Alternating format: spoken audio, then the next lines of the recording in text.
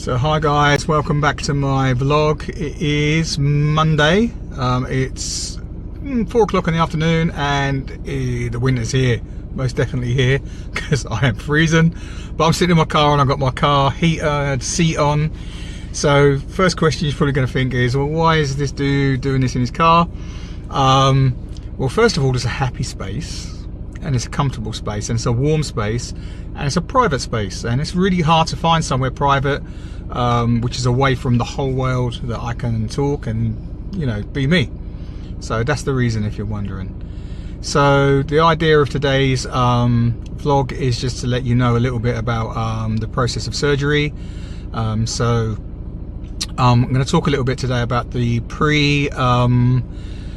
pre-surgery liver shrinkage diet. Really serious thing, obviously.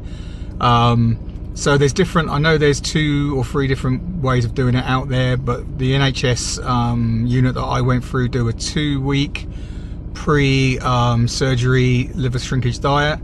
One was based on sort of preparing some of your own stuff, and then the other one was a slim fast shakes. So 6 shakes a day, try saying that quickly. 6 shakes a day, spread out throughout the day, and you were allowed 1 like sachet, like a pint of the sugar-free jello or jelly if you're in the UK. So I chose that one. I'm going to tell you now, it's not an easy process, but I lost 8 kg in the 2 weeks that I'd done it. And after, I thought I wasn't going to be able to do it. So, like, encouragement wise, you're probably going to think this is going to be horrendous, okay? And shock horror, it ain't great for the first few days. The first few days are really hard, and that's the thing with this process and this thing that I've been through, and I know other people have been through, and this is why I'm doing this, because, you know, you might have people make comments and say to you, oh, you're taking the easy option. Listen, this ain't an easy option, okay? Any bariatric surgery, so sleeve, is probably the easier of the 2, because the bypass is even more serious.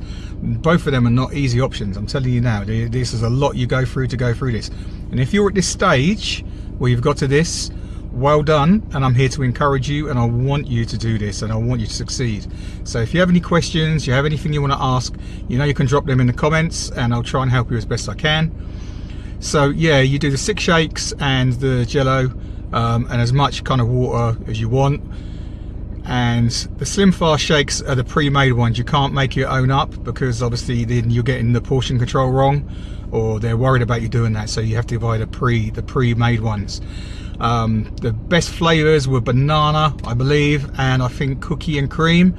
Then after 2 or 3 days they all tasted the same. Completely the same. One tip I'm going to give you, and this is a story, so get ready for this one, because this is a bit bad. So I was on this liver shrinkage diet, and no one told me that you need to make sure you take extra fiber. So I'm drinking these slim fasts, and by the time I got to week 2, I had a really bad incident where I wanted to use the bathroom, I wanted to go for a poo and I couldn't. And I was at work, I ended up having to come home, I got stuck on a train, the trains were delayed, ended up in the bathroom with lots of warm water and oil, and then I birthed something that looked like a Coke can or possibly a brick. The worst part was, and this isn't very nice, if you're a man this is bad, is when it passed down and I couldn't get it out, it pressed against my prostate, so it made me want to go to the toilet, but I couldn't go to the toilet because of the pain and etc. And also it had another undesired effect, having pressed against my prostate, which wasn't very nice either. More embarrassing than not nice. And even afterwards, after I managed to use the bathroom, I was in not pain, but I had problems for about 2 or 3 days afterwards. You know, with this solid lump pressing against me. So if you are going through this process, man or woman, make sure you take fiber gel or something similar. You can get recommended what you take from your practitioner or your doctor or your surgeon or your surgical team. Make sure you take it, okay?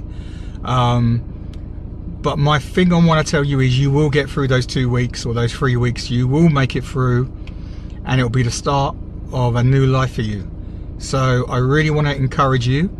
I really want you to, you know, I've got a funny story out of it. Even though it wasn't very pleasant at the time, I've got a funny story out of it, and it was a fantastic experience at the end to get through it and go, you know what? Look at me now. Look at the change in me. Look who I am. I'm a different person. And without the trials and the tribulations that you go through to get to a certain point in the struggle, we wouldn't be who we are. You know, those make us who we are. And again, if you have anything you want to ask about the diet or how I coped with it, what sort of times I was eating stuff or drinking the shakes, and how I managed to make it work throughout the day, please drop me something. Yeah, the only thing I did, I had a concession. I had a half a spoon of Marmite a day, which I licked, because you could have like a Bovril or a Marmite drink as well on it, and I just licked a spoon with Marmite on it. But it got me through. That's what worked for me. Yeah, and different things will work with different people. Yeah. So anyway, I hope you enjoy the rest of your day.